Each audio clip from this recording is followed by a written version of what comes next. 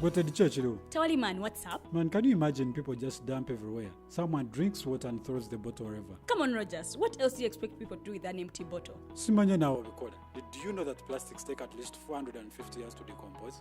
What? That's a long time. Exactly. Because plastics are made out of a lightweight and flexible material that doesn't decompose easily. And plastics everywhere in the environment cause plastic pollution. What is plastic pollution now? It is the accumulation of plastic waste in the environment, like bottles, polythene bags, straws. All of these contribute to plastic pollution. I have been using them without knowing their effect. Yeah, a lot of people have. Plastics are a danger to the ecosystem, both on land and in water. So how can we overcome this problem? Is there something we can do? Oh yes, we can reduce by minimizing the use of plastics, reuse by repurposing them, or recycle by collecting and processing them into new products. Everyone wants to change the world, but no one wants to change themselves for the world. How about we change our habits for the world? And it starts with me and you. This message is brought to you by Alternative Digitalk.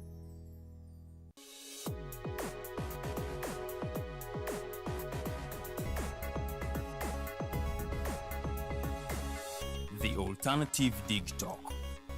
Real issues, real talk.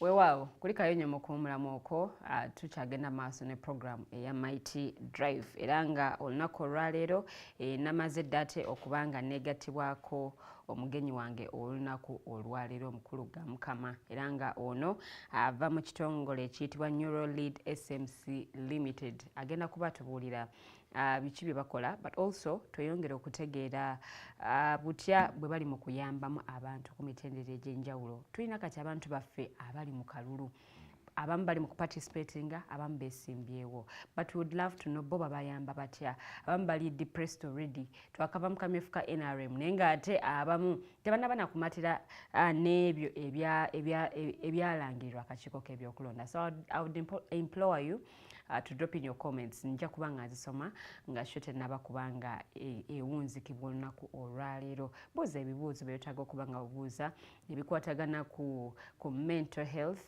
mu kitundu mw'owangaliro olina abantu bolaba beeyisa mu mbeera etategeerekeka. Ebyo byonna byonna nno munnange osobola okuba nga obibuuza, omugenyi wange ajja kuba nga ate abikuddamu butereevu. Naye nga tube nga tuyingira mu mulamwa gwaffe gw'olunaku olwaleero. Ekifaananyi kyotusiigidde wali kyongedde okunzibula amaaso nti waliwo abamu abaagala okwesimbawo naye nga tali mmeetu kwesimbawo olw'ekikula kye olw'enneeyisaayo oba n'olwajjinzize nga bwe zize zitambula. Abakulembeze be tulina ssaawa zino olowooza bino babiteekesa mu nkola nga tebannaba kusalawo kugenda na path gye bagenzeemu. Deyanze nnyo Mumbejja. Ekisooka kya byonna nakola research ng'omuntu first of all nenkizuula nti tetulinawo kyewandiise National Psychological Readiness Electoral Support Program as a country for the last 40 years. Tetulinawo nteekateeka ng'eggwanga eriteekeddwa okubeera nga abantu tubateerawo program ebayambako ku psychological preparation okubeera nga ebayamba mentally okubategeka and emotionally okugenda eri akalulu okumala emyaka 4 egiyise kubanga gy'emyaka gye tubadde gye tutegeddeko abamu ku ffe. Kakati the lack of National Psychological Readiness Electoral Support Program kintu kikyamu nnyo era nja kusaba bekikwatako babeere nga ba-adoptinga system oba enkola bweti nti buli we tubeera tugenda mu kalulu twetaagawo enkola ey'awamu ng'eggwanga okuteekateeka abantu abeesimbyewo. Programu eno erimu abantu ba mirundi nga 3 okuteekateeka kye twandiise Electoral Commission oba akakiiko akavunaanyizibwa ku by'okulonda n'okulondesa. Akakiiko kano keetaaga katya programu eno nti akakiiko kano kalina be tuyita officers abagenda okubeera nga balondesa abantu. So yo nga system eyo facinga kyetwandiyise pressure oba kyewandiyise political tension and pressure from the public. Yes, from the public and from within ng'abakozi during that process. Okay. Because they have to report, they have to do this, they have to do this. So bano abantu balina okubeera nga within that program bateekebwa ne bamanya how to handle this kind of situation as we head for the election. The same way we are looking at logistics, at the legal framework, at security and other organs, tulina okubeera nga tuteekateeka abantu bano abagenda process. Ekyokubiri tutunuulira kye tuyita the politicians or the leaders who are going to participate in this election. Abakulembeze abagenda mu kalulu kano. Njagala tutunuulire akalulu akakavaako nga bw'ogambye akalulu aketwakavaamu aka primaries nga bw'ogambye aka NRM. I saw a footage where the Prime Minister was slapped. I saw people fighting. I saw people beating each other. Naye kiva ku ki? Abambokyezza emmotoka. Do you think someone to get an audacity of slapping a leader is something which is usual? Kitegeeza nti omuntu ono obwongo bwe ye gw'okiraba nga akoze ekintu ng'ategeera bulungi naye teyateekebwa. So kati kitegeeza nti so this whole violence in the NRM primary, this is psychologically motivated. Okay. So naye we are not looking at it in that direction. Nti abantu bano abakulembeze abagenda okujja mu kalulu bo obwongo bwabwe buteekefuteefu. Bwe tutunuulira abantu abali mu primaries zino eno ojja kulanga emivuyo mingi bagenze mu tribunal bagenze biki balwana. There is need for psychology at play. So twetaaga ba psychologist first of all to handle these people at political party levels nga bategeka programs ez'enjawulo nga bwe tutegeka workshops oba induction program babaleetere ba psychologists bano bababuulire nga tebanagenda mu kalulu. Bwe banakikola ojja kwesanga ng'emivuyo egibadde mu kalulu ate mwana tutegiriimu kubanga bajja kuba obwongo babuteesateesa. Tutunuulire abantu abateeka ssente mu kalulu. I was recently talking to one person and he told me to win an election you need about 1 billion UGX or 500 million UGX if you are very influential in your society. Kakati omuntu akutte miliyoni 5 oba 600 oba akawumbi kamu akatadde naye atunze ettaka lye atunze ennyumba ye. Omuntu ono abadde n'omukyala abadde n'ab'eŋŋanda, this is family property, naye yamanya akalulu ali kuki ku sure win. Ayingidde akalulu olw'okuba amanya agenda kuwangula bamukubye akalulu. Omuntu ono agenda kuva mu stages zino ze twogedde ojja kusanga omuntu ono ajja kutandikira mu stress. Omukyala amugamba watunda ettaka lyaffe, abaana bamugamba taata wakola bubi. Agenda ayingire mu kye tuyita depression. Before you know it omuntu ono ajja kuluzinga career ye, omuntu ono asobola n'okuluzinga obulamu bwe. So abakulembeze baffe nga bayingira mu kalulu as we go to 2026 balina okuteekebwateekebwa bamanye nti we should not look at this world in a myopic state, meaning that if it is a coin erina okubeera ne side bbiri. We are either going to win or we are going to lose. Kati ng'omuntu alowooleza ku rate ey'amaanyi nga psychologist olina okuteekateeka omuntu ono nti either you win or you lose, you must remain strong mentally. Obwongo bwo bulina okusigala nga buli strong kubanga tugenda mu kalulu ojja kubiraba mu mbejja. Ojja kutuuka okwebeza gundi yalagawa nti yaddayo mu kyalo eyali e Kampala, yalagawa nti oyo yalwala pressure yamukuba. Kitegeeza ki? Kalulu. So nga tugenda mu kalulu ssente ze tuteekamu ennyingi ng'abantu abagenda mu kalulu zisobola nazo okuvaako trigger omuntu n'abeera nga agenda kubeera nga ali gundi. Ekirala ba leaders baffe abagenda mu kalulu balina okuteekateekebwa ne bamanya nti abantu bwe mba bagenzeemu kino kye nsobola okwogera oba kino kye nsobola okukola ne kibeera nga ate tekitriggeringa gundi issues in terms of psychology mu balonzi bange nange ng'omuntu. Nanti waliwo vibe ejja ng'ogenze mu bantu abo. Vibe yo it's okay, vibe is normal. Ne bakuwa essanyu n'oyogera n'ebyotandi ogedde. So kati you can trigger, you yourself as a leader, you can trigger that nga gwe tokitegedde indirectly. So abantu bano as leaders, because this is a non-partisan issue, ekwata both at the government and all other people in the opposition. Kasita baba nti bakulembeze balina okubeera ne frameworks within different parties eziyamba okubeera nga bateekateeka abakulembeze baabwe. Even when you look at other political parties abali mu kugaba kaadi, we are looking at people abusing each other. When you look at social media, you are all coming from the same opposition party naye mweyuzayuza. So g'osuubira psychologically what is it, which kind of information. Kubanga nagambye tutunuulire obwongo ng'ekisero, kiki ky'oteeka mu balonzi. So before you know it ogenda kwesanga nga otonzeewo embeera etali nyangu. Kakati bw'otunuulira political leaders n'obavaako, then we go to the third stage which is the voters. Abalonzi tugenda mu kalulu naye are we psychologically ready or mentally ready for the elections? Some of our people bakalinga kye tuyita past political trauma. Okay. Nti omuntu mulimu abantu abamu nga balina issues ze baafuna mu kalulu akaggwa. They didn't heal. They didn't heal and they were not resolved. Naye they are heading for another election.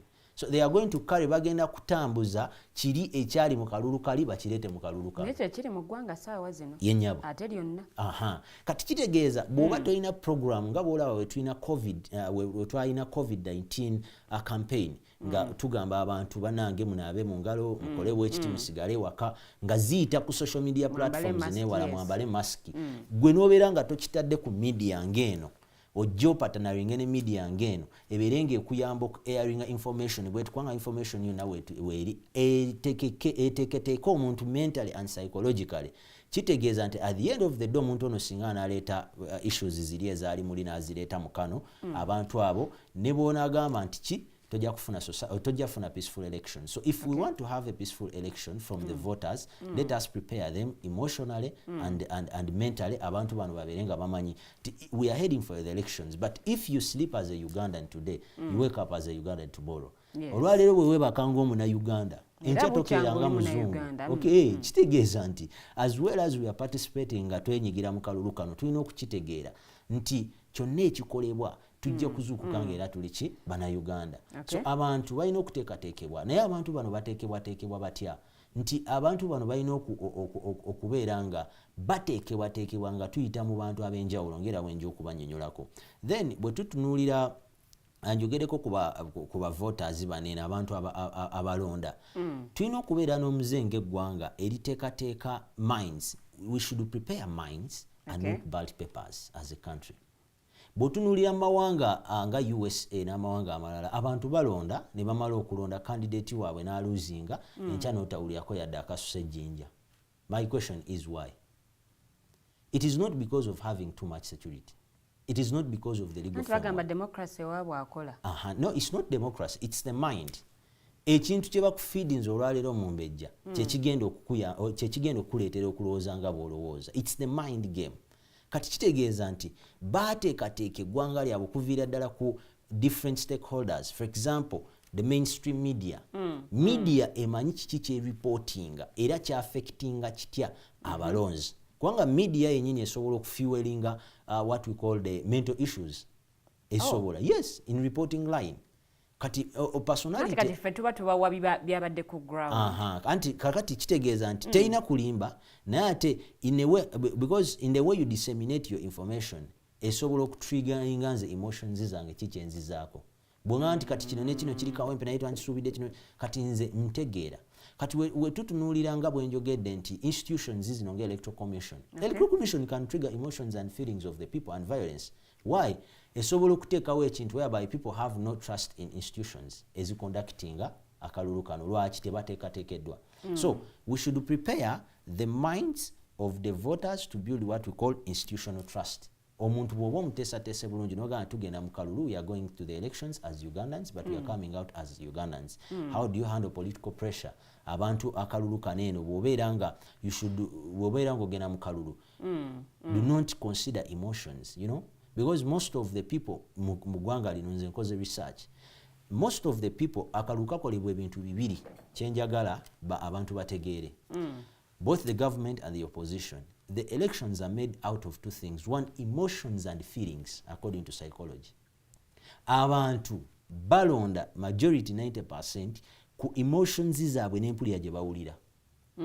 Muli omuntu yenna okugenda okutiikinga akalulu. Asooka emotions, asooka nagamba candidate bw'ati muwulirako ntya. Nagamba candidate ono nsuubira mpulira bulungi omuntu ono ansanyusa nga candidate asobola okunkolera kyenjagala. That is a feeling. Emotions mulimu olinga yanyiiga ebintu gy'awangalira tebitambula bulungi. Ebintu bya that is called emotions. Mulimu omuntu omu nga agenda kulonda because of propaganda.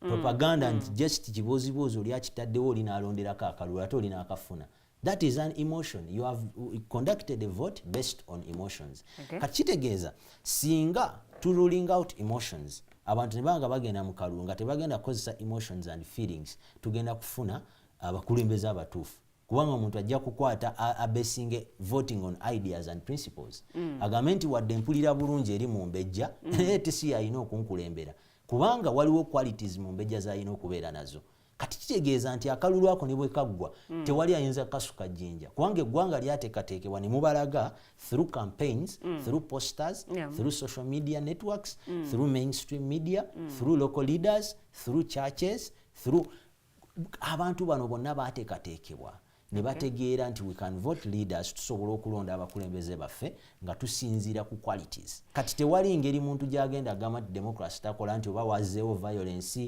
nti oba ki obadde okimanyi mumbejja nti mu ggwanga lino especially people between the age of 18 to 35 years some of them are first time voters naye awo tubadde tugenda tuukawo ku generations weewaawo osize ekifaananyi ku bantu ku mitendera egy'enjawulo akakiiko k'ebyokulonda abeesimbyewo abantu abalonzi ngaffe owookuna yaaliwa owokuna electoral commission njogeddeko nenjogera ku balonzi nenjogera ku bavoters nenjogera ku abalina okugetinga psychologically oriented nenjogera ku forces our forces for example the UPDF and the police forces. These people also need to have this psychological orientation program or to learn or to understand their emotions and feelings to rule them out as they are handling this process because bano abantu they are key major players. Kati kitegeeza singa abantu bano abagenda mu field tebabeeranga. Yesterday I was on somewhere in a car driving somewhere and I saw a police officer. We were going to watch a match. It was just a small scuffle, just like 2 minutes, and the guy slapped a very old man. Namukuba oluyi. Then me as a psychologist I said ono guy akubye ono oluyi, but what is this? I had to rule out the situation. Nentegeera nti ono omuntu akikoze not because abadde ki naye because omuntu ono teyateekateekebwa psychologically to understand how to handle people. Ye amukubye bukubi luyi immediately like that. So kitegeeza nti omuntu ono gw'okubye oluyi muntu mukulu ate naye alina feelings. Singa naye adrivinga feelings ze oba emotions ze in that problem, that is when we get a problem as a country. So twetaaga okubeera nga abantu baffe bano nabo baleeta ba psychologist ne boogera nabo before deployment okubeera nga babateeka mu field there ne bamanya that as a security organ, as security forces, as police, as anyone relevant who is going to be helping in the elections, ne bamanya nti as we are heading out there, we can try to control our emotions, we can handle issues nga tetukozesa emotions zaffe n'ebirala ekyo kigenda kubeera nga kiyamba. Remember we are talking about something which is non-partisan, something which is like an umbrella ekigenda otuyamba as a country to have a free and fair election, but also a peaceful election, because I said when I was beginning nti olwaleero bwe neebaka nenzuukuka enkya sizuukukanga muzungu nzuukukanga munauganda. But let's talk about the generational gap. Tulina abantu of course abaluddewo wetwogerera biggest population oba biggest percentage of Ugandans bavubuka baana bato watuwaddeko age bracket ya 18 to 35 first time voters. The energies are up there. Bawulira ddala nga amaanyi bageewulira. And one would say pressures ezaaliwo ku bajjajjaffe during the electoral cycle zaawukana n'ezaakaakano. Have they also contributed to mental unwellness during the electoral process one in Uganda? Thank you very much. Generation gaps are very, very important. Because ebintu engeri gye bikolebwamu ennaku zino omuntu aba akulimbye nti gye byali bikolebwamu emyaka giri egyayita bwe giri ssaawa zino. Kakati bwe tumala okitegeera nti we are dealing with Gen Zs and millennials at this moment in time, then tulina okubeera nga tuteekateeka engeri gye because ekyo tosobola kiruling out. That is their age, that is their generation, and that is their emotion, and that is their feelings. Naye ng'omuzadde omulungi oba ng'omukulembeze omulungi kiki kye tukusaba nti bw'omala okutegeera abantu booto from the psychological perspective of it, sooka weebuuze ba Gen Zs ne ba millennials n'abalala wa we basinga okusaasaanyiza obudde bwabwe. Social media. Thank you very much. Kakati use social media effectively, hands down, to pass information esobola okusinkinga into their mind about this election that we are heading in, if you want them to be mentally and emotionally prepared. We can use a lot of people. For example, the musicians. There are some musicians, artists that these people believe in. Yes. Osobola okuyisa campaigns zo mu bayimbi nga bano. Ne babeera nga bakola skits ezisobola okuyamba informing, because ye Gen Z wanaagenda ku TikTok n'alaba nga, let's say for example, I will not mention names of the musician, naye ng'omuyimbi ow'amaanyi ataddeyo akantu ngaako kenkugambye nti if you sleep today as a Ugandan, you wake up as a Ugandan tomorrow. Muntu ajja kugamba, after all, I don't have to hurt Mombeja because we are all Ugandans. Yeah, there is a bigger picture which is Uganda, which is going to be there even after this election. Kati abantu abo bw'oba handlingira ku media, in that media bracket, ojja kulaba nga bw'obanga TikTok ogikozeseza bulungi, Facebook ogikozeseza bulungi, and other social media handles and programs, ojja kulaba nga information actually gyoyagala okuyisa ogiyisiza. I would give just a small example about the son of the current president of the USA, this Baron Trump. Ye bwe yamala okutegeera nti taata we musajja mukulu akuzaala emyaka 7 ate ye muvubuka ate nga akitegedde nti USA is looking for a youth vote, yafocusinga nnyo at the social media handles and other platforms. So ye yapullinga a lot of numbers, era it's one of the factors ezayamba Donald Trump okupullinga youth vote, because bategeera nti if this guy is a youth and we need a youth vote, and the candidate is an old man, what do we use? Let us handle social media hands down. So the guy sat on social media, nakola buli kyetaagisa using other influencers, and then Donald Trump, majority of the people who voted him were youth. Naye ekyo kisinzira nsi ku nsi nti ekiyinza okuba nga kyakola mu America kiyinza obutakola wano mu Uganda. Ekisoboka bulungi nnyo, naye remember I told you that it's mind, the message that you put out there. Everything that you see, all the social constraints that we have, ebintu byonna byolaba, it's about the mind. So obwongo bw'omuntu oba obwongo bw'abantu engeri gy'obuprogramminzeemu gye bukola. Nti olwaleero COVID bwe yajja, oba let's say for example we have campaigns like HIV against AIDS campaign running, bagiteeka ku buli social media platform, ojja kwekanga n'omwana ow'emyaka 5, 6, 7 akimanyi nti alina okwekuuma.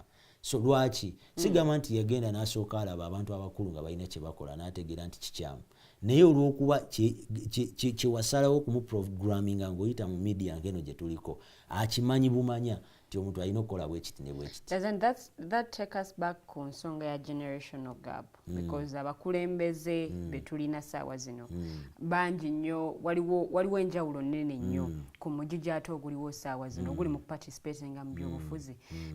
Ekyo tekina ngeri gye kiconnectinga, because bw'oboga nti information omu agenda kuyita ku social media, waliwo abantu abagenda okulekebwa emabega abatali ku social media naye nga ate be bakulembeze.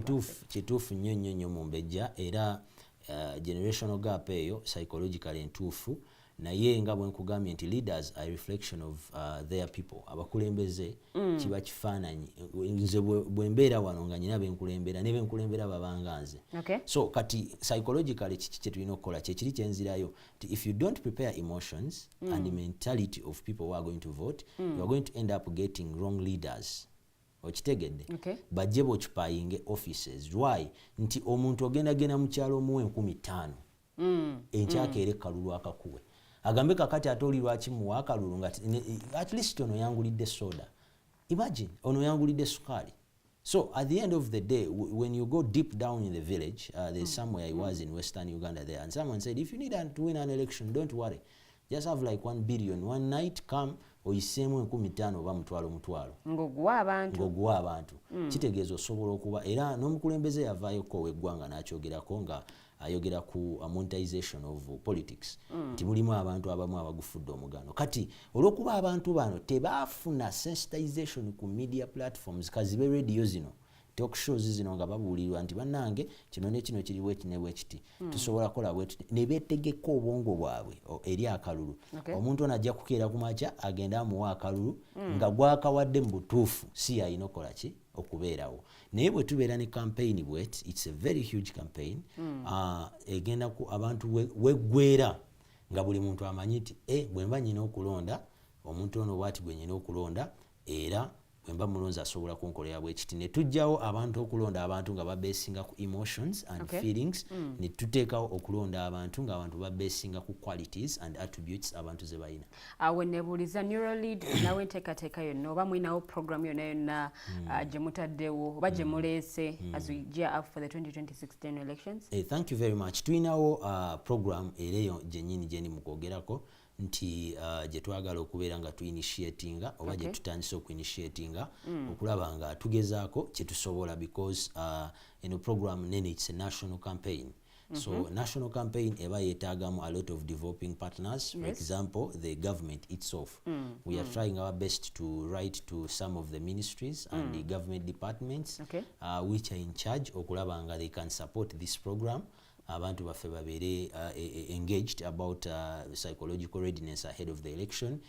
Then also we are trying to look for other developing partners like for example UNDP, Action Aid and other institutions in charge of democracy and good governance across Africa kubanga like European Union. So ezo bodies eziri in charge okulaba nga abantu zaagala nnyo okulaba emirembe after election.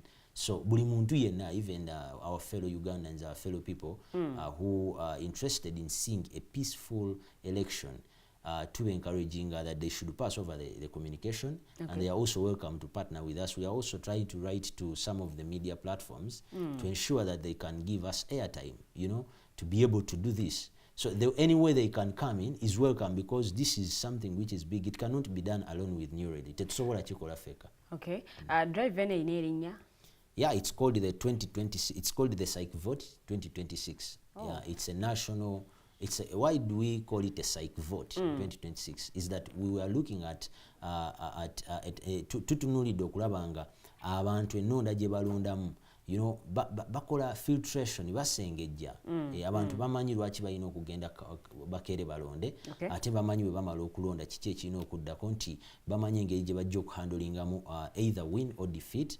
Abantu bajja kubeera nga betefutefu mentally okulaba nga ebiva mu kulonda bigenda kubayamba okubeera nga at the end of the day tusigala in a peaceful society because there's nothing which can beat peace mu ggwanga emirembe kyekisinga.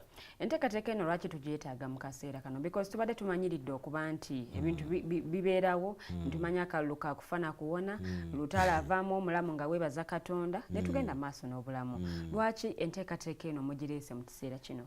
Enteekateeka eyo even before nze naalirowoozezza nti yandibadde esobola okujja naye nga bw'omanyi nti enteekateeka eno nze mwennyini nze nagirowoozaako nga lead psychologist ku neural lead ne ngamba no, I think I can come up with something which can help to guide people nga maze okulaba nti abantu bagenda mu kalulu nga bagenze kufiira mu bufiizi balwana beekyawa families break up olw'okubona awagira kibiina kino oli n'awagira kiri kati nolaba nga emivuyo even the voter turnout.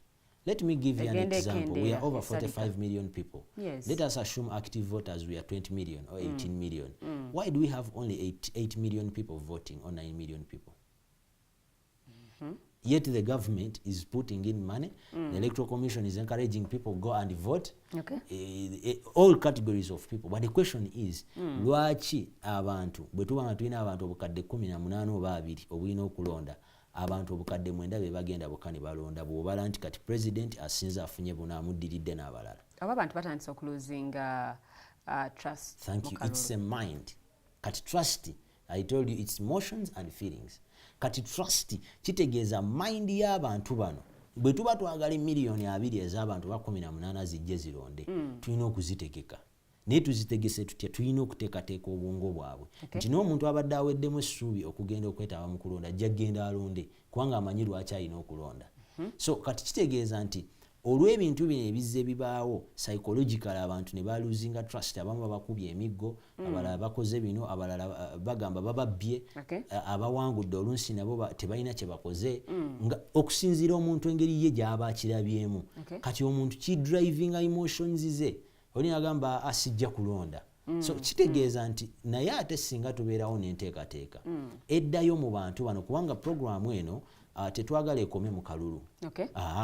Twagala tuwandiikire institutions oba nga bw'olaba Ministry of Education ekole adaption ekwate programu eno bagincluding mu bintu ebimu bye basomesa abantu new curriculum. Yes, that yes, especially at university. Mu bintu nga political science, mu bintu nga psychology n'ebirala. So me myself, my dream is to say that such a program is incorporated. Bagikwate bagiteekemu bamanye nti every during elections nga tugenda mu kalulu abantu basobola okubeerawo ne program weti ne bayamba okubeera nga betegekera akalulu. Okay. Biki bye muluubirira okukola bintu ki ebyo bye mutaddeko ennyo omulaka bye mugaa nti munteekateeka eno wano wetusimbye amakanda twagala kino kitereere kino na kino kitereere na kino kitereere na kino kitereere. Ekisooka tulina tutunuulidde preventing electoral violence. Okwewala emivuyo egiva mu kalulu oba primaries oba pate kaadi kati waliwo abagenda okugaba kaadi ne kaadi efuuse kaadi ebibiina bye byobufuzi enjawulo vaawo mpitewo malice propaganda you know cognitive biases. Yes. So a lot of feelings and emotions have been mixed in something which is going to come and pass. Kati fe we are looking at preventing that electoral violence. Nti akalulu baba kumye kaadi oba ogifunye you need to know what next in terms of controlling your emotions and mental capacity to go ahead in life. Then oba tugenze mu general election we need to have sensitized our people about this very well. Abantu ne bamanya nti we are preventing this electoral violence. So kino tokipreventing nga oteekawo nti oba you are putting in a lot of legal stuff, a lot of this. No, you prevent it by preparing the minds of the voters. Okay. Number 2, we are looking at building institutional trust. Abantu bafune essuubi ne confidence trust mu Luganda bakita bati obwesigwa webale nnyo nti abantu bafune obwesigwa mu bitongole ebirondesa n'ababala n'abalangirira na buli omu ali involved. Lwaki abantu baba sensitizing adda ne babasomesa adda bulungi nnyo kiki ekyokola wabula si kubagamba nti mugende mulonde nga programs eziriwo kubanga ezo zo weziri naye balonde kiki ekiddako omuntu omubulidde nti you can either win or lose and if you lose this is what you do. Have you put psychological clinics around it? Omuntu singa abeera nga embeera emususeeko maybe bana abavudde mu kalulu instead of going okubeera nga yekalaka asobola akola ki asobola okugenda n'atuukira ba psychologist nga we bagenda mu tribunal n'ayogera nabo ne bamuguidinga that no you can do this and this but in this way. Yes. You know, do you have hotlines mu kalulu nga keetooloola mu maaso mu ggwanga nti abantu abamu singa abafunye challenge maybe ali depressed anxiety biki n'ebirala asobola okureachinga ku bodies zino ne zibayamba. Okay. So kati eyo building institutional trust emu. Then watulina kye tuyita fostering civic responsibility and voter engagement. Abantu okubeera nga bali engaged mu kalulu nakyogeddeko nti bwe tuba n'abantu miliyoni 2 tujja tutya okubeera miliyoni 7 nga zigenda okulonda mu general election oba miliyoni 9 oba mmeka nga bamaze okukabala. So kitegeeza that civic engagement abantu okubeera nga bali engaged thoroughly tulina okufinding out we baba baluzinze moral nga bwogambye kiki ekireetedde abantu okuluzinga moral. Era how can we work with their cognitive system oba endowooza yaabwe n'obwongo bwabwe na biki ebintu bino waate kino tekyakolebwa ozzeeyo nobaga nti tekyakolebwa era lwaki tekyakolebwa kisobole okuyamba capacity y'omuntu asobole okubeera nga akola filtration agende mu kalulu akaddako. Ekisembayo tutunuulidde okusupportinga mental well-being of election stakeholders. Mental well-being of all election stakeholders and emotion. So abantu bano bonna abagenda okwetaba mu kalulu tutunuulidde okubeera nga buli omu at least agenda mu kalulu nga ali supported. So zino political parties ezigenda mu primaries actually we can even do for them a free personality test among these people vying for the card. That one we can do. Mwine kibiina ky'ebyobufuzi kye mutunuulidde oba bonna because our program is non-partisan. Ntife, if it's government calling us, we appreciate. Okay. If it is the opposition that is calling us, we appreciate. During the vetting process, ntife tujja kubayambako nti nze ngenda nentunuulira pano nga bayisa abantu bababuuza. But my question is, I don't know, maybe I'm not informed. Do we have psychologists sitting on this panel? Ogamba nti Mumbejja talina funa kadi ono alina okugifuna? It's a very important question. Yes. Because if you look, because in psychology you have something called observational learning. Okutunuulira obutunuuliza ekintu ngo bwenyinza okutunuulira n'engamba nti kino n'ekino kiri bwe kiti ne bwe kiti. But you have to dig deeper into that. You deep from the observational learning into empirical learning. Noga nti omuntu ono gwe tugenda okuwa kaadi personality ye eri ki? nti omuntu ono asobola okuba omukulembeze omulungi agenda feeling personality test akole test eyo during the vetting process. Mumanye nti tulina abantu 50 betufulumiza oba 100 abantu bana bagenda okukopitinga ku kadi ne bonna balina okubeera abakulembeze abascoringa low on that, then mumanye nabo kye mugenda okukola ki obakolera because political parties have a lot of things bebasobola ebifo byasobola oteekamu abantu kakijja bayamba nti mujja kuva mu vetting process nga ne mugenda wabweru mugenda kuwangula ate ne bemusindiseeyo kubanga gano si mawulire nti osobola okubeera wano n'owulira nti affe twalonda omuntu waffe olunsi ng'oba olunsi yaliwo opposition naye nga talina kyakoze bwe yagendayo n'akyusa ne waasula tuli ffenna kati kitegeeza tekiri ku side emu yokka mwe mwamuwa olw'okuba mwalaba nti oba olunsi omusajja alinamu ku ssente oba olunsi abasanyusa naye n'abeerabira completely ne mugamba omusajja gwe twawa akalulu yaddawa abo tubalabye constituencies nyingi ng'abamu tebakyasobola nakuddayo kubeerayo so kitegeeza gwe wajja n'owo omuntu okusinziira ku byolaba naye toyina test toyina quantitative and qualitative data gwe wakozesa kakasa nti ddala omuntu gwe tusindikayo mukulembeze anti nyinza okuba nga nyina ekibiina kyenzikiririzaamu so ekibiina bwe kiteekawo candidate automatically kibanga ekitumyenze munnakibiina okuba nga ate ensalawo okusinziira ekibiina bwe kiba kisazeewo ekyo kikyamu nnyo mu psychology omuntu okubeera nga okkiririza mu kibiina nti oba baŋŋambye nti woolaba baasi tiikinga oba baŋŋambye wendaba manvuuli tiikinga but because I subscribe to this political party ngenda genda ng'ekibiina bwe kigambye obanga ekyo mu developing democracies oba mu democracy eyakula si kirungi okubeera nga because kyeki kye nagambye nti bw'obeera osubscribinga ku kibiina kitegeeza you can easily be compromised. They can compromise your feeling basobola compromising empulira gy'owulira and your emotions olw'okuba olina ekibiina kyokkiririzaamu naye besides ekibiina nti mpagira ekibiina bwe kiti banganye nti woolaba kino tiikinga ekibuuzo kiri nti gwe kyotiikinga ddala olaba ng'omuntu bwe applying endowooza endala n'ogamba nti mu judgment tulinamu judgments ez'enjawulo tulinamu kye tuyita abductive judgment tulinamu kye tuyita deductive judgment nti mu nsalawo buli wobeera osalawo ng'omuntu psychologically tulina gundi methods zetukozesa nga tusalawo nti abductive judgment ne deductive judgment zaawukana nti ojja sooka ogatta ebintu osobola okukola judgment ng'ova waggulu ogenda wansi nogamba nti okusinziira ku ABCDEFG omuntu ono nsobola omuwa akalulu wadde bangaye wolaba kigundi tiikinga oba deductive n'otandikira wansi nti omuntu ono kamutunuulira okuva wansi eno azze akola atya enneeyisa ye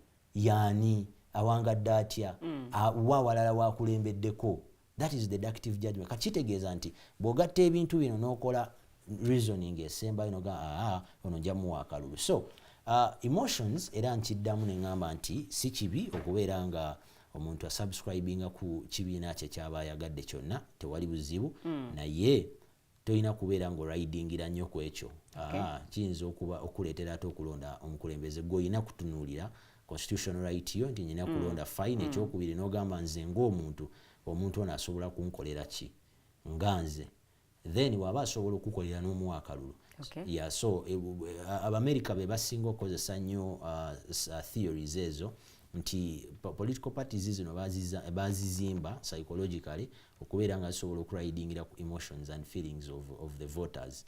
So the people actually we have independence. If you have heard about independence, abantu abali independent mu kalulu abo bantu balungi nnyo in terms of making right decisions for the leaders they want. Abo balondera ddala abantu bebaagala lwaki agenda mu kalulu nga ye atunuulidde ye nga ye omunnauganda kiki omuntu ono kyasobola okunyamba bw'aba agwa mu kibiina kyawagira n'amuwa bw'aba tagwa mu kibiina kyawagira n'awaamu omulala ye nga bw'aba asiimye. So you're urging people to go to these elections with an independent mind. Exactly. Ngosobola okusalawo gwenga. Exactly. But right now ebyobufuzi biri nnyo ku social media. Bikolebwa nnyo ku social media. Ndoza buli mukulembeze akozesa emikutu gimugatta abantu. Okusobola okupassinga on information newesanga oluusi nga information epassingiddwa si ntuufu. Obanga eri mu kuvoola obanga eri mu kubuzaabuza bannayuganda. Mu programu eno eya psych vote ensonga ya social media media, fake news, mis and disinformation. Muina teekateeka ki okulaba nti n'ekizibu kino nakyo either kikaabingibwa to the fullest, but also oba abantu abakozesa emikolo gye mugatta abantu bafuna okubangula okumala. Era nga bw'ogambye nti misinformation ekintu ekyo bwe kibeerawo creating a bias oba kyewandiise cognitive bias. Akati ate jjukira we are dealing with something called mind. Yes. Now the mind is just fed like how you eat food. Kati sometimes ebintu byo feeding obwongo bubyadaptinga. Kyevula nti embeera ezimu oyinza okuba toziwangaaliddemu naye n'ozigendamu n'ozimanyira n'osinga n'abaamu. We call it adoption. So the mind adopts. Ne mu kwagala kuno kwa bulijjo abantu abamu bayiga okwagala. Did you know you can learn to love someone but you are never in love with this person? So nga bw'olaba edda nti abantu bamukufunira nga lino bagagenda ofumbirwa ono ne mugenda ne mufumbira naye nga tobadde tomwagala nga we biriwo ensangi zino nti omuntu olina sooka n'okola bino n'okola biri ne mweyagala then ne proceeding. Yes. Kakati ate ku luno kyekiri kyenkuzzaako nti that was just feeding your mind. Omuntu ono amaze okutwala kolera kino ne kino kati obwongo bwo ne butandika processing n'otandika okyusa impression oba image gy'omwinamu bwongo n'ogamba omuntu ono n'omwagala no developing feelings ze. Kati n'akalulu kali ke twogerako abantu bano information gye tufeedinga abantu nkulu nnyo. Kati omuntu ayinza okuba abadde ayina endowooza gy'ayina ku kintu naye olw'okuba social media eno mainstream media zino zina information efeedingibwa mu bantu. Abantu bano basobola okukyusa endowooza yaabwe ne balowooza nga zo bwe zaagala zikole ki. Kakati the only way you can counteract misinformation, a data bias, is simply by engaging these media platforms, especially mainstream media. Social media zinungi zetwogerako, but even mainstream media zinga zino nungi. So bw'obeera nga oba engaginze nobeera nga obabuulira ki kye balina okubeera nga bagoberera psychological okwensuaringa nti abantu bali emotional kigenda kubayamba okubeera nga baproviding information ennungi. Naye ne social media nkugambye nti tulina ba influencers especially kati nga ku TikTok mulimu abantu abalina following ey'amaanyi n'osanga omuntu ng'alina 1 million following. Yes. If you can and you have the potential, either government or non-government, engage this person, see how this person or this media or this platform can be able to disseminate information. Ninga information no sense kwa ntera okulaba, let's say for example TikTok nga ba TikTokers bonna bagatherings sometimes babeera n'emipiira nti bagenze ejiyinza bagenze embalala. So if they can gather about a football, they can also gather about something ekigenda okubayamba kiyambe n'eggwanga lyaffe. So gather them, sit down with them, orient them, also give them a psychological program ebayamba kati nabo bajja genda bas disseminating the same information to their people out there. Okay, thank you so much Mukulu Gamukama. Tukyatambula fenna program ekyali ya Mighty Drive. So I would urge you gwe ali mu kutulaba akadde kano osobola okuba ng'oteekayo comments kuwandabye Mbabazi Brian kwali nnyo agenda maaso n'okubanga alaba naye waliwo yaweereza ekibuuzo ku Facebook yagambye Yerubatsimbira Kenneth agamba thanks for the show. My question is what can government do to curb down mental health disorders? You said it's called who? Kenneth. Oh, Kenneth, thank you very much for that question. What the government can do to curb the mental health disorders. One is to increase sensitization and the campaigns about mental health. For example, teaching people and about these causes first of all, and how you can override over these causes of mental health. And also sensitizing them. Let's say, for example, you have a given issue. Where do you go and where do you approach? Because there are people who have a lot of issues. Let's say, for example, someone has been raped, you know, omuntu bamukutte abadde alina waakola bakwatiddwa, you know, teyeetegeera bulungi tategeera kiddako. You know, sometimes omuntu ono reportinga wa psychologist yaliwo government gwetaddewo nti in case of this, before you go to Butabika or any other place, you contact this and this the same way you contact for emergency situations in other areas. So tulina okubeerawo n'abantu abo nti nze bwe nfuna obuzibu oba ku mulimu oba wa oba nyina burnout oba ki nyina ennamba gye nsobola okukubako nenfuna omuntu, there's someone I can talk to singa mba nfunye challenge ng'eyo. Kale ojja kusanga nga omuntu ng'oyo bw'abeera nga eyo embeera eteekateekeddwa ojja kusanga nga abantu abo in case they have such issues basobola okutuukayo. Then also it is to engage the counselors. There are some counselors who are not maybe on the level of psychologists yet, but who can also play some crucial role. For example, in the villages, they have some counselors that have been counseling people against a few issues. So mental health is something which is very important because you need to start it from the grassroots. Wetaaga okitandikire wansi. So the government erina okutandikira from the grassroots ku byalo. Tubeerewo ne ba counselors. Nti abantu abamu abalina ebizibu omuntu babeere nga balina we basobola okutuuka, babeere nga bafuna okuyambibwa nga ne babeera tebannajja eno waggulu kubeera nga ebintu ebimu ebyetaaga recommendations either to Butabika and other areas nga tebina handlingibwa naye nga waliwo immediate response. So sensitization, mobilization and the engagement of people, engaging people from local areas, from local, starting from village levels, sub-county, regional, up to the national level, to be in a group of it. Munteekateeka eno, have you considered cultural leaders and religious leaders on board?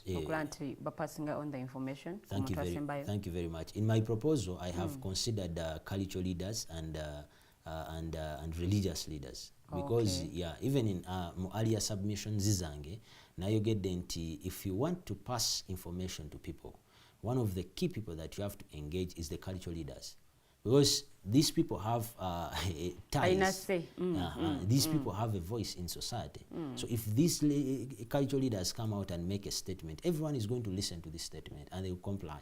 So twetaaga abakulembeze baffe ab'ennono tubengaginge era tubasaba babeere nga passing over information eri abantu esobola okubaleetera okukakkana emitima, because wano tulina abakulembeze b'ennono nga bw'ayogera ekintu teri addamu. Kakati ekyo kyo tosobola kibajjako Mukama yakikola era bo bakyesigaliza. Kakati ekyo bwe kityo kitegeeza nti government erina okwengaginga abakulembeze b'ennono mu mbeera bw'etyo, ne-engaginga aba psychologist ne babeera nga passing information eyo. Then abakulembeze b'eddiini mu churches abantu bakuŋŋaana nnyo. Ku Sunday osanga church emu ng'erimu abantu 50,000. Oyinza obutafuna mukisa kwogera nabo. Oyinza n'okuba olukiiko ne batajja oba okoze community outreach ng'ezo abantu ne batajja nga bali mu byabwe bali bize. Ne singa okolagana n'abakulembeze b'amadiini bano n'ogenda mu church n'oyogera n'abakulembeze ku Sunday service ne bwebera line emu oba bbiri information eyo eri packaged very well ne bagiyisa omuntu agamba leero twabadde ku church ne bayogedde kino ne kino banaye tugenda mu kalulu naye kino ne kino bannange kati ogenda kwesanga nga information eddukira ku speed before you know it. Emizikiti abantu babeeramu bangi. So we have included it in our project proposal that the cultural leaders need to be involved fully making sure nti to achieving a program when you're having eggwanga eriri mentally and emotionally stable and ready for the 2026 elections. Naye ekibuuzo kino era nakyo kankikuweereze. Tusobola obeera mu ggwanga nga tugenda mu kalulu ssaawa zino nga bitterness teriiwo, nga eggwanga tereevu mu ndowooza. Can that be achievable? I think everything on earth, as long as it is possible to be done, it can be achieved. Buli kintu kyonna gwe kyotunulako kisobola okubeera, because why it can be achieved, it is about the mind nga bwe nakugambye.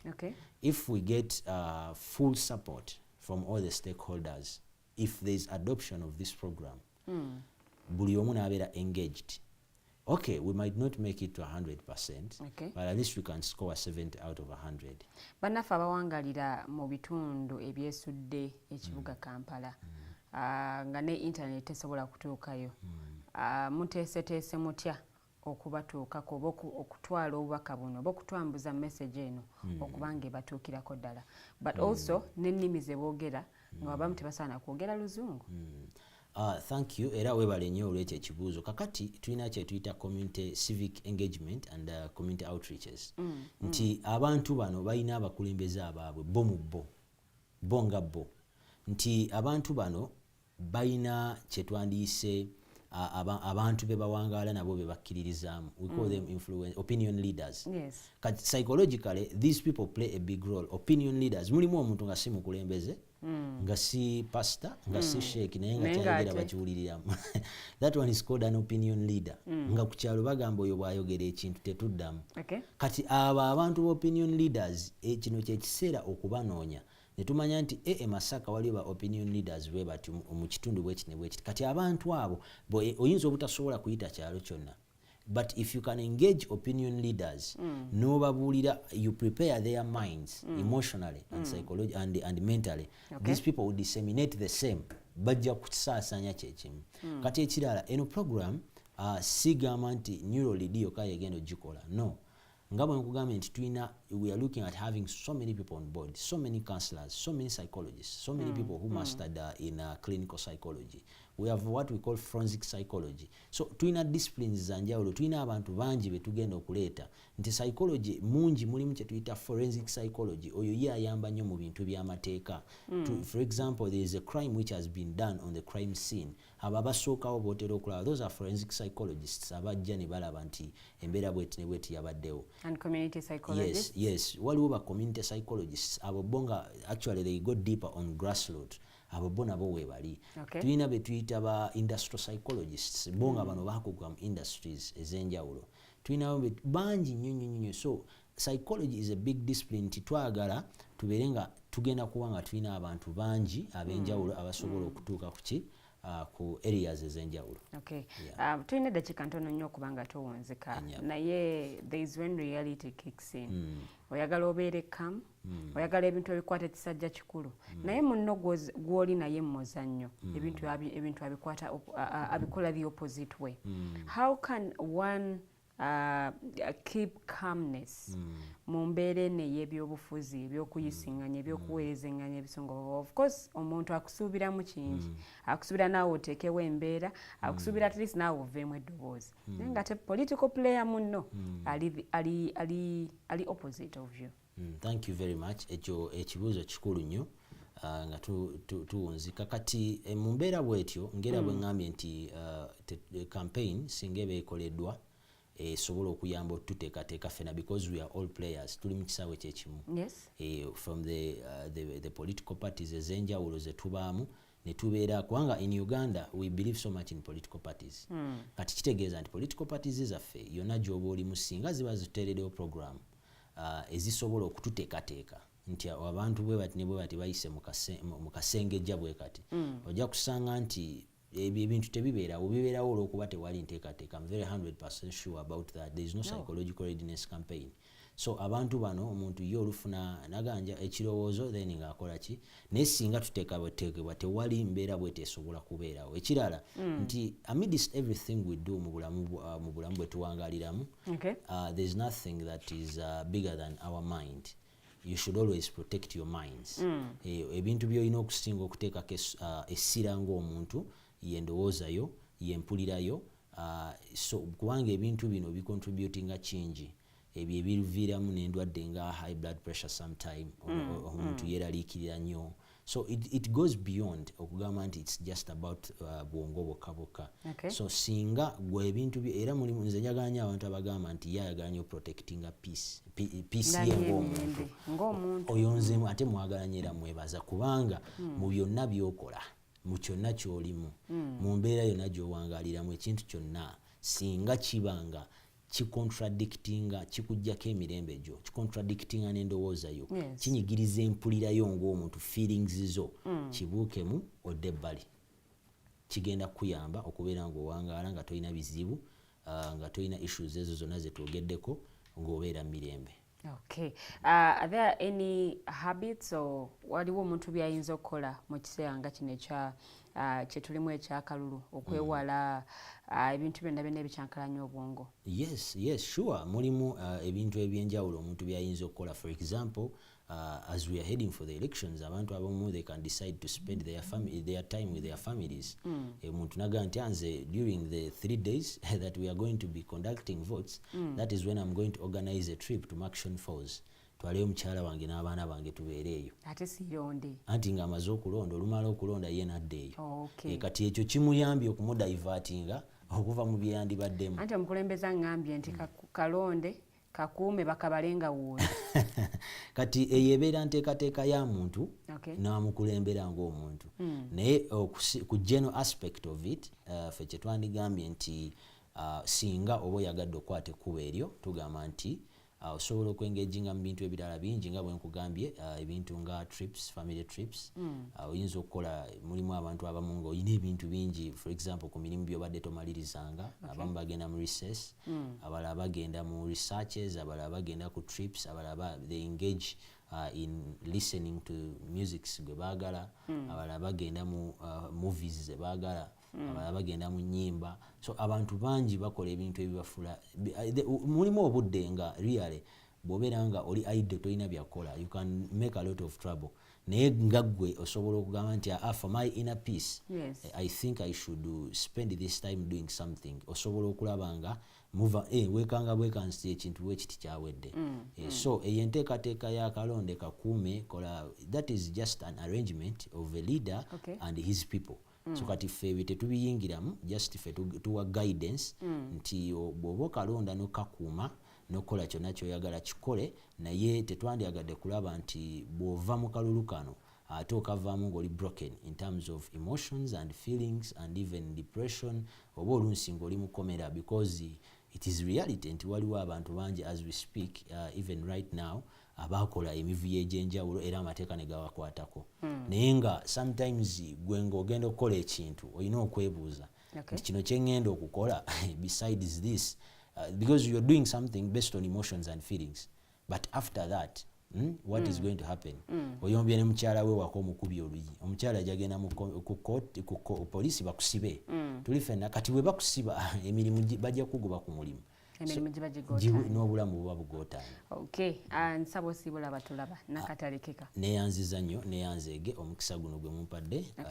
Mwebale nnyo okuweereza eggwanga, tubalaba era tulaba bye mukola, era mutu inspiringa oba mutwagazisa okubeera nga naffe tuteeka ettaffaali ku ggwanga lyaffe. So njagala okwebaza TV eno ne management yaayo olw'omukisa ogutuweerebbwa n'ogwebwa abannaUganda abalala ne bapresenta ba show eno, nti kyemukola kirungi era tubasabira buwanguzi buli kimu.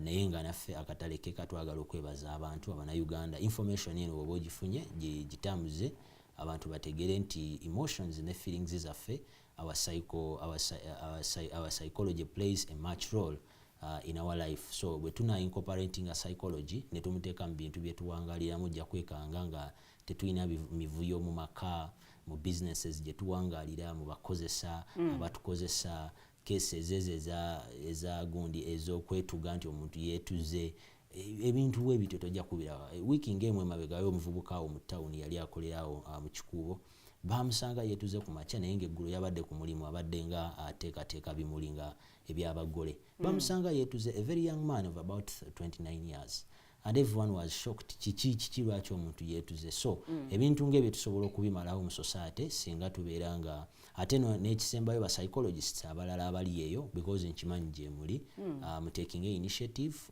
You are welcome to our company. Mujje twogere tulabe how we can add up brains. Naawe wooli wonna tubeere nga tumaliriza embeera bw'eti. Ekisembayo abalala obeera ng'olina issue, mental issue nga yeetaaga okubeera handled faster, you go to Butabika, they can help you. Eddwaliro weeriri, services bazikola, then tulabe nga we don't lose you in such a situation. Neyanziza nnyo neyanziza. Thank you so much. Mugeni wange olunaku olwaleero wano sigenda kubanga nsukkawo, naye nga njala kubategeeza oba n'okubasaba tutukume emirembe nga tugenda mu kalulu. Gwe ng'omuntu genda n'omutwe gwo n'endowooza yo osobola okwerowooleza n'okusalawo abakulembeze abatuufu. Akakiiko k'ebyokulonda, abakulembeze, abalonzi, naye bannaffe abali mu bitongole ebikuumaddembe, muli basaale nnyo mu kiseera kino ekyakalulu. Naye ate ebigambo byammwe oba n'enneeyisa yammwe esalawo kinene nnyo ku bannaUganda decisions ze bakola. Whether kavuyo kasobola okuyimirira singa ffenna tuba nga tukolaganidde wamu. Mbagaliza olunaku olulungi, tusinkana omulundi ogujja. Mweraba.